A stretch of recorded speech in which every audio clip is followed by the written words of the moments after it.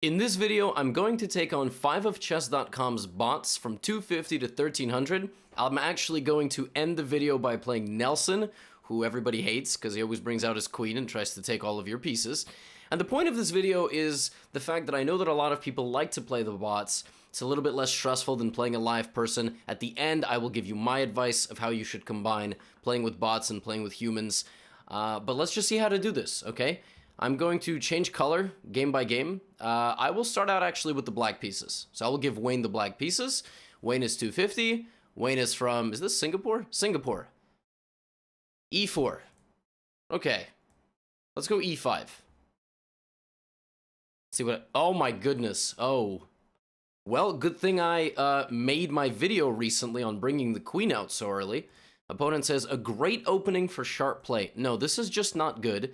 The point is to attack the pawn and laser beam us here. I'm just going to play the move knight c6, best move. And my opponent's going for a checkmate and has nothing to say, by the way.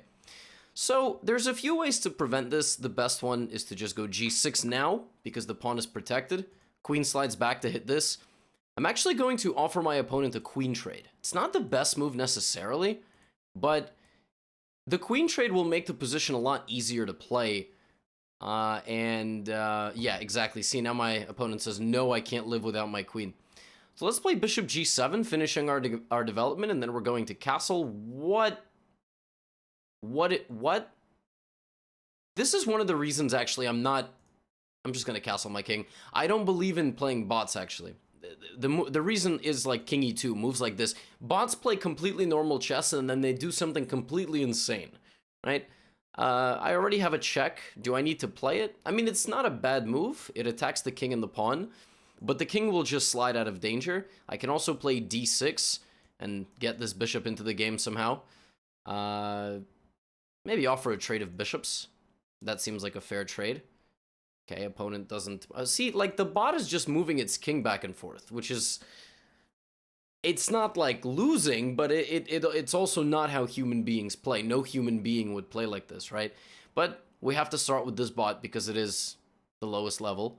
Let me take. So now, what? You're not even going to take my bishop? But, well, okay. I guess I'll move my bishop out. All right.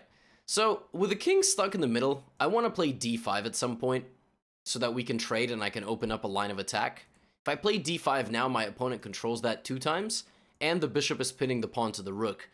So I can solve all of these problems by playing this rook over, so that then on the next move I can play pawn to d5.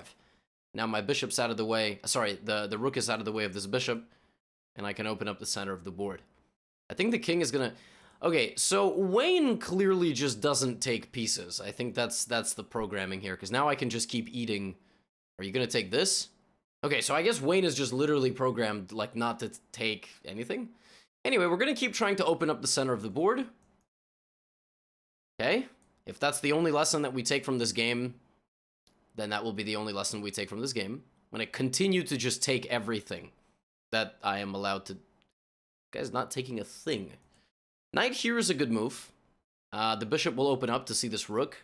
And the knight also has vision on the bishop and this pawn. Okay, now Wayne takes something and loses a rook. Of course, you can take the bishop, but rook is worth more.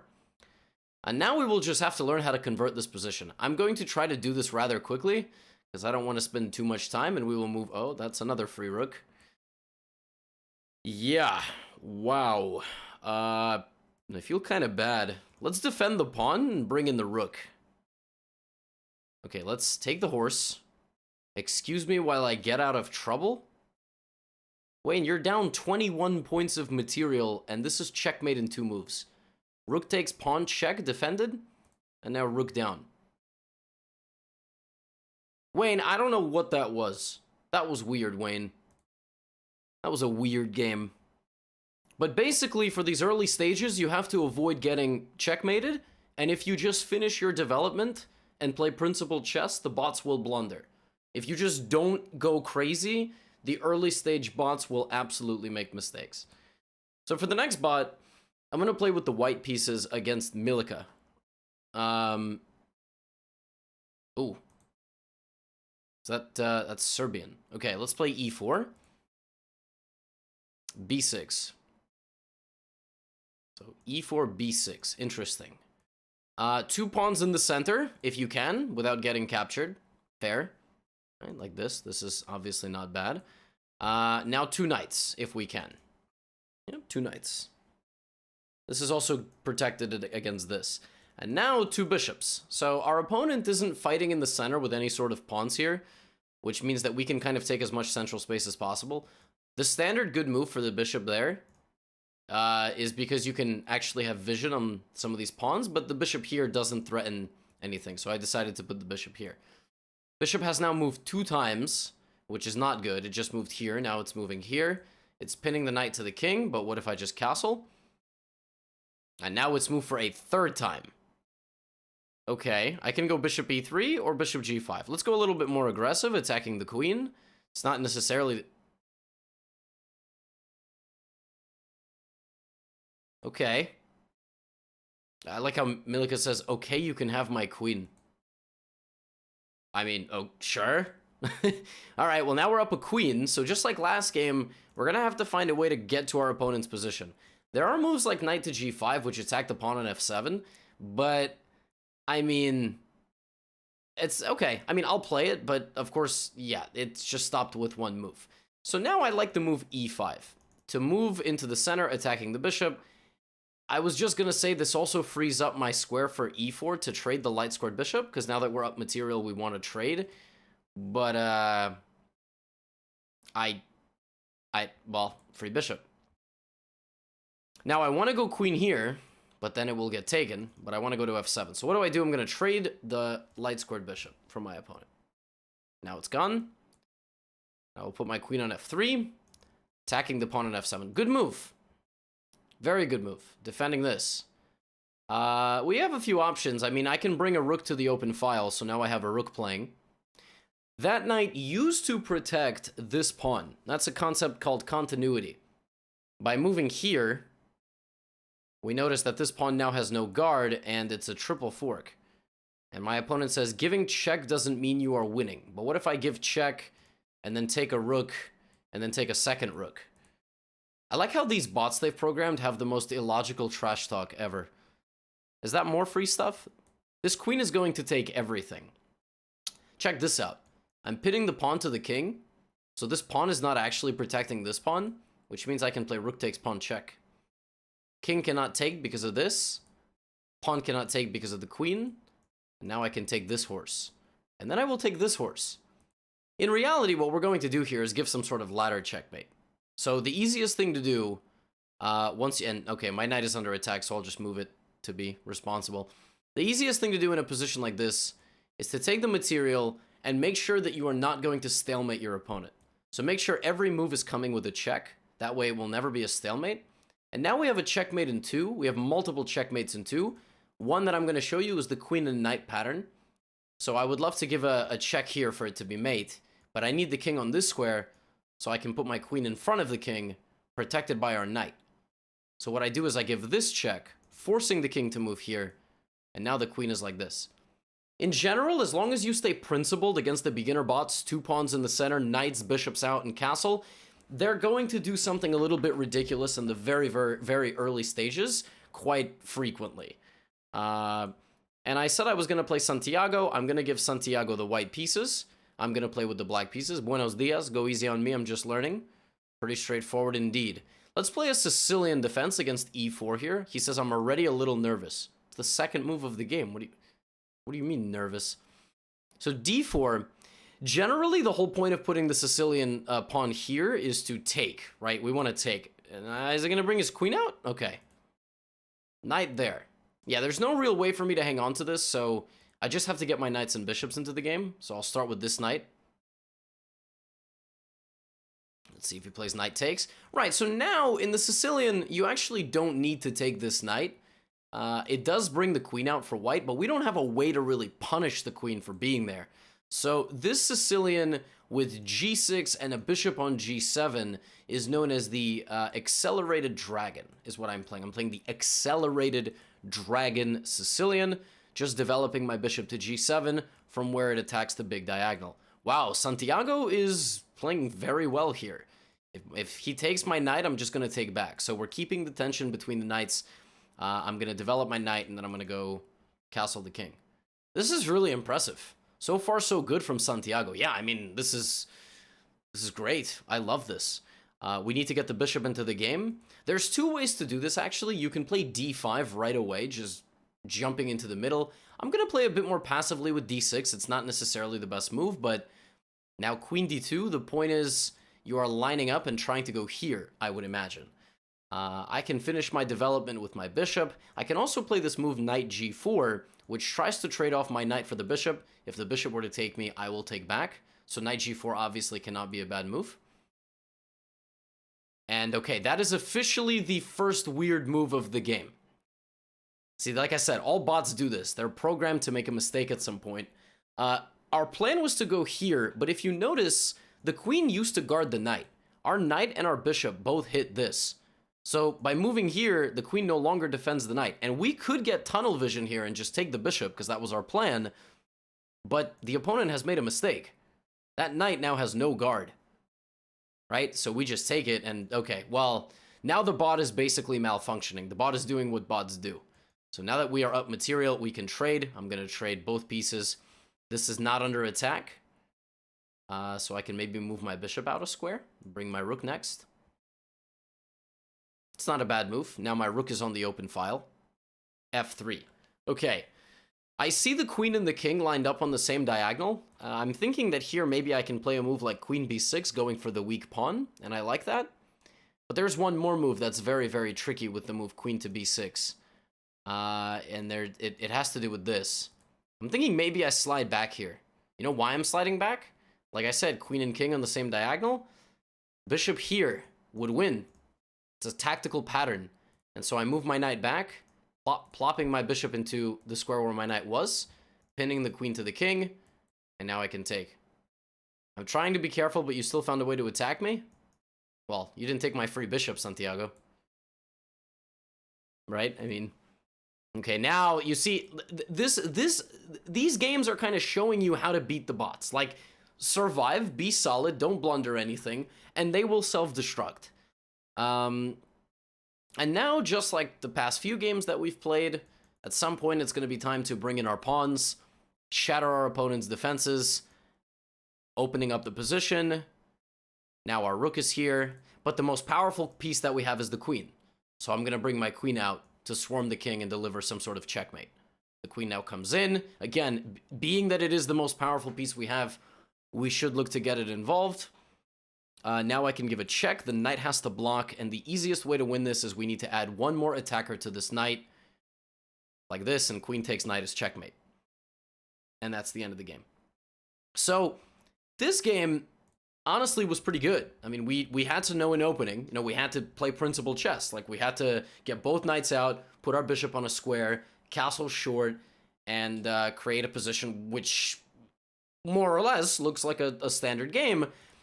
And then this is really like where I played maybe the first kind of slightly tricky move, which is knight g4, just basically trading my knight for the bishop so that the bishop stops protecting this knight in the middle. And the bot just immediately played two very strange moves, and we were up material. The rest of the game was simplifying, finishing our development, and then finding this one tactical little trick with the queen and the king lined up. If you don't do that and you just play like, you know, queen b6 going for pawns, that's also fine, but throughout the game, it's constantly monitoring what are they attacking, can they capture anything. And so for the next few games, these are the more intermediate bots. This next bot is named Maria. Maria loves to sacrifice an attack. Don't accept too many of her gifts because there are often strings attached. Okay, sounds absolutely terrifying. Let's see what happens. Hola, I hope you're ready for some spicy chess. Let's play d4. I'm going to play a London. Whoa. The England Gambit against d4. Well, great. Pawn takes pawn. I mean, I like material. f6? Okay, well, what if I take that too? That's just two free pawns. Bishop b4 check. So the best move here, since my opponent didn't take back, is to play pawn c3, attacking the bishop, and maintaining this threat. I'm not going to do that because even though it is the best move, if I play c3, the game is literally going to end in 5 moves. And I don't want that to happen. I actually want there to be some instructional value here. So let me play bishop to d2. Honestly, I want my opponent... Oh. My opponent just hung the bishop. What? What is going on here? Okay, now I'm going to play c3. Again, I want to make a slightly longer game. Oh my goodness, what are these bots doing? Why wouldn't you just go here to threaten a checkmate? Okay, now I'm going to continue my development. But if anything, this should give all of you some confidence that these bots play some really crazy and weird stuff. Let's go e3, bishop out, and then I'm going to castle my king. Bishop out, and then I'm going to castle my king. Whoa, good move. I was really hoping my opponent wouldn't do that. Pawn in the center hits the bishop. In fact, it's not good to put a bishop in the center if it can get hit with a pawn attacking it. So now I'm going to have to slide my bishop out of danger. Wow. What is this? Are we trying to create some sort of attack on my king here? Or just, in general, very aggressive. Okay, in positions where you're lacking space, which I kind of am, it's important to find a way to trade pawns in an advantageous manner. For example, this move is not a trade. This move, however, is a trade. If I play c3, c4, because then I can open up my position and my knight gets out. And that's exactly what I'm going to do. Now my bishop is in the game a little bit more. If my opponent plays knight takes d5, they are pinning themselves to their own piece. So here I can add a piece to attack the knight, like with knight to c3. However, if my opponent takes my knight, taking the queen here, you have to understand your queen is also under attack, but then you go here. That's called a capture chain. So for example, they get a knight, I get a queen, they get a queen, I get a bishop, which is a fair trade. And at the end of that, I am still threatening to take the knight, and my bishop is still threatening this. So that trade actually works out quite well for me, right? And then I take the bishop, this knight is stuck, and my bishop is threatening to take. So now it's a good instructive moment. Do I take the knight, or do I take the pawn? And you will say, well, Levy, of course you should take what's worth more. Not quite, because I should actually take the pawn. That will result in attacking 2 more pieces, and the knight is still in danger. If I just take the knight, I lose my bishop. So it's important to think what our opponent is going to do. So bishop there. Well, now I'm definitely going to take the rook here. And this knight has to get out by taking the pawn. The knight does get out by taking the pawn. I'll improve the position of my bishop very slightly, or maybe attack it with the rook. Very tough to see the difference. This is under attack, so I'll move my bishop to kind of have a long diagonal control. Okay, can't take that. So let's bring the only piece not playing into the game, which is my rook. It sees this knight. That is just a free knight. Okay, that was weird. Rook h7, and now the easiest thing to do here is to swarm the enemy with our rooks. So we got rooks from both directions. This is a good move, defending. Maybe I bring my bishop back to attack the rook. That doesn't seem like a bad move. Is that a free pawn now? Looks like a free pawn to me, also attacking the rook. Rook goes there, attacking our bishop. Okay, so let's slide the bishop out of danger and counterattack the rook, and we just take it. Okay. Now we can do something called simplifying. If I take the knight, I lose a rook, but I get a bishop. 2 pieces for the rook is a good deal, even though I lose a piece that's supposed to be worth a lot.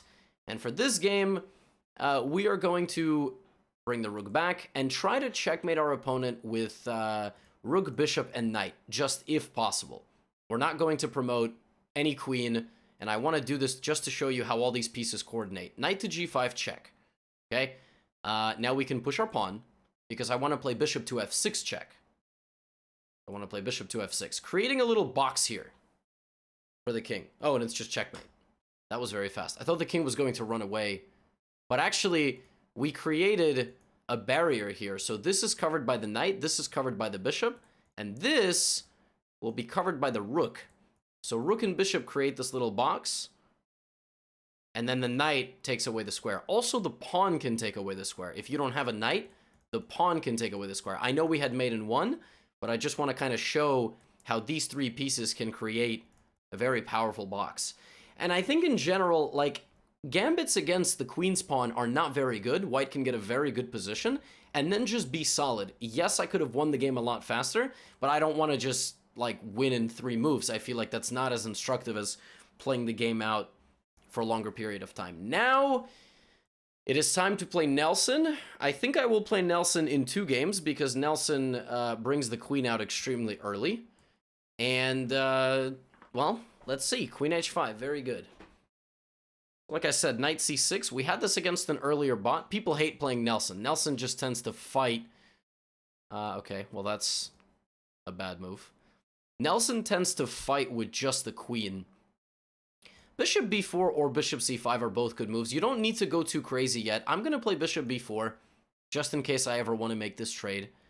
Okay, knight to the middle, take, and then I can move my knight to the center. That looks pretty good.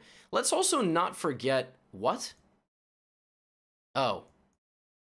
Fascinating. Okay, so 2 of my pieces are under attack here. Well, I mean, look, I've already moved my knight, right? And it hasn't been taken. So I can just sacrifice my knight for a pawn. I mean, I'm going to lose one of my pieces anyway. That's called a desperado. I'm going to make this trade because normally it's a bad trade. But now I just move my bishop out of danger and I'm up a pawn rather than having lost another piece. Okay, Nelson, you are very hostile. Okay, let's move the bishop out of danger. What are you going to go here? Okay. Well, castle, right? When in doubt, got to get my king out of the middle. Bishop c4. Is there a threat? Doesn't look like it. Although there could be. There very well could be a threat. The knight could come to g5 on the next move. So the bishop hits this, the queen hits this. Makes me start thinking, like, should I somehow find a way to make a trade here, if possible? So the first thing that I'm thinking of is queen f6. It's not a pretty move, but at least I get Nelson's queen off the board. And it might be worth damaging my pawn structure. And wow, Nelson just goes for it immediately. Okay. He goes for a rook attack. So I can move my rook here or here. I honestly don't know the difference. I guess I'm just going to go here. And what I'm going to do through... Oh my gosh, there it is. That's the legendary bot move in the middle of a game that makes absolutely 0 sense. I have no clue why Nelson did that. I mean, it was actually a pretty good position for Nelson. I was going to go here and here trying to trade the bishops. I'm still going to go here. But now, okay. We can go here, here, or here. Let's bring the knight this way. I'll reroute. That's what that's called. I'll reroute the knight to this side of the board. From where it'll control some squares. My bishop is very strong. And now, I think for this next phase of the game, once we finish developing all of our pieces, well, that's just a free pawn. So I don't need to finish my development here. Now I'll bring the bishop back. And for this next stage of the game, we are going to find pawn breaks to open our position in an advantageous way. If I take this, the bishop takes. So let's open the position here in the center. Interesting. I'm going to open this so I can bring my rook. Okay, well, yeah, I mean, now Nelson's malfunctioning. So I think Nelson is programmed to just survive the first 15 moves of the game. Oh my goodness. What is that? What is going on? Can't that just push? Isn't that just a fork? F2? Just what?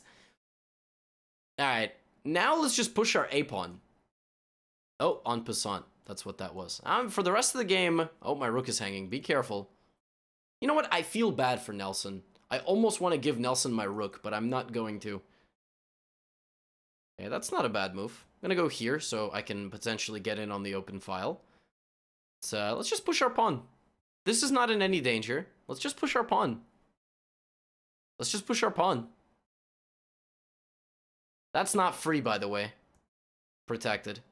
Let's just push our pawn. Nelson's not doing anything about my pawn. Now, I can't promote it yet because of this rook. So I think it's time to maybe bring in my second rook. We saw this same pattern last game against Maria. And now the same concept. I can give away my rook for 2 pieces. You see that? Rook for knight and bishop, simplifying the game. Okay, I'm very happy to see that trade. Now there's just a bishop left. And the way you get this through is you put the rook like this on the first rank, making sure that it is protected by your passed pawn. So rook b1, and that's it. We are guaranteed a queen here. Because even if the rook is not taken, we take the rook, and we make the queen. And basically at this point, you need to make sure the king cannot escape. How do we do that? We can play moves like bishop c4, preventing the king's escape. Queen check, and the king is in a little box. It goes to the back rank, and we play bishop to b3. Bishop b3 looks like stalemate, which is when you're not checking your opponent, but they have no legal moves. In fact, the king doesn't have a legal move there, but the pawns do. So we can play bishop b3, one of the pawns has to move, and we deliver a checkmate on c2. And Nelson has been slain. And I will give Nelson one more game. It says I made a mistake. It says I made a mistake? When did I make a mistake? I didn't make any... Well... What, this? I don't... Really? Interesting. Maybe castling wasn't so good. This was the most important move of the game. Because if in this position you just develop a pawn naturally and allow knight g5, you can be in some serious trouble. And I think... I anticipated the move knight g5 here, which is the most instructive moment, as I said, because it felt like white was going to start getting a big attack. Let's also not forget that we cannot take the knight because of the bishop. So that is an issue. But I had to trade the queens just to remove all attacking chances, and look how quickly Nelson fell apart once we got the queens off the board, right? So I'm going to play Nelson one more game. This game I will have white. Because everybody hates playing Nelson, so let me show you how to beat Nelson with the white pieces too. So e4, e5, knight f3, and I think Nelson's gonna go here. I think Nelson is programmed to play this move, right? So you just put two knights out. I mean, you might as well. I can already begin chasing, by the way. But two pawns in the center is generally, if you can do it, do it. Two pawns in the center, and trade Nelson's queen. This is what I recommend. Just get the queen off the board. Yes. Fantastic. Nelson has been nerfed. Knight c6. What are our options? Protect, move out of the way, or take. I'm going to play knight b5, I think. Creating a threat here on c7. And Nelson just allows it? Nelson, I've got an audience here. You can't just be making blunders like that. My goodness, Nelson. I want to get a longer game. I'm actually not going to... I'm not going to do it. I'm going to spare Nelson. Okay, well now if I take, at least it's not a fork. I'm going to castle. Like I said, I want to make this a bit more instructive. If you've made it this far in the video... Okay, now I'll take. But, like, we were trying to beat a 1300 level bot, you know? So... Knight d5. I'll bring the knight back, hitting the bishop. I can take. I can also just finish development. I like this move. This move attacks the rook. We have a lot of good moves here, so if you see a move and I don't play it, it doesn't necessarily mean my move is better, honestly. I'm just trying to kind of make progress in the position. Now we have a little tactical combination. So I'd like to land this check, but I cannot because the bishop is covering. If I take the bishop, and then the knight takes, and then I give this check, I will be hitting the king and the knight. So we take, which is one of our most forcing moves, picking up 3 points of material. Nelson takes back, and now we have bishop here check, and we will be winning the knight. The bishop takes. We did it! Yay! Now what? Well, I see a king on the other side, so I want to open up the middle of the board. Maybe I can do that by putting my knight here. If Nelson takes, I take back, it is protected, and the e-file is wide open. Okay, so maybe something like bishop somewhere, so I can, maybe I'll put my rook first, setting up a little sneaky attack here. Now I can even take the pawn, by the way, because even though it looks like it can be taken, the rook is checking the king. This can be captured with the rook, because my bishop is protecting.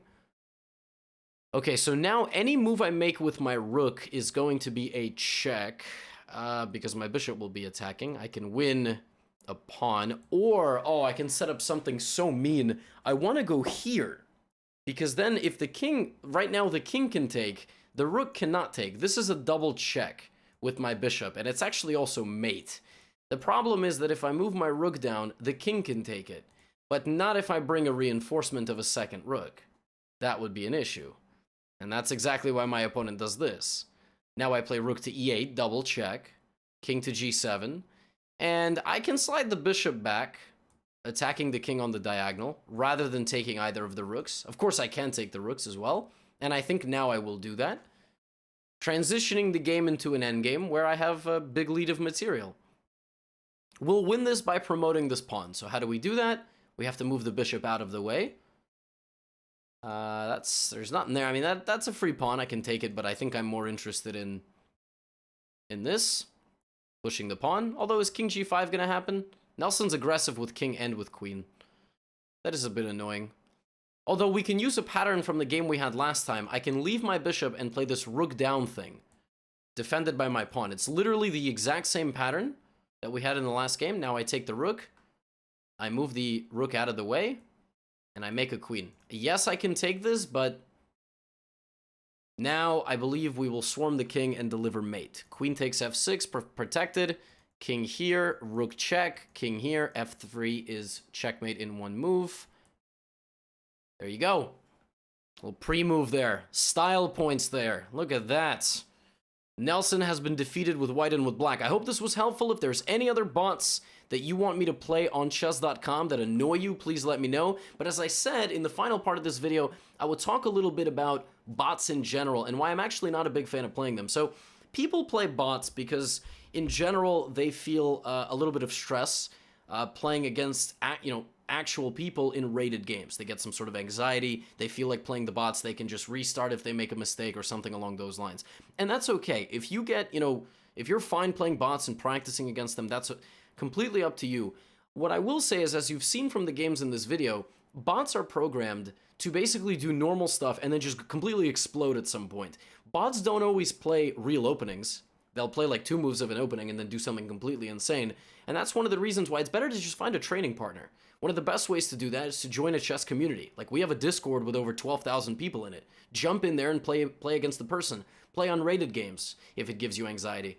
The only real incorporation in my chess career that I ever used of bots is just analyzing my game with a computer. That's my personal opinion. But if you like the bots and you want to keep playing against them, hopefully this video was helpful. It shows you that if you just stay solid and don't do anything insane, within the first 10 or 15 moves, the bots just totally malfunction. One more piece of advice. Bots tend to play instantly, right? You saw in these, they respond within 1 or 2 seconds. Take your time.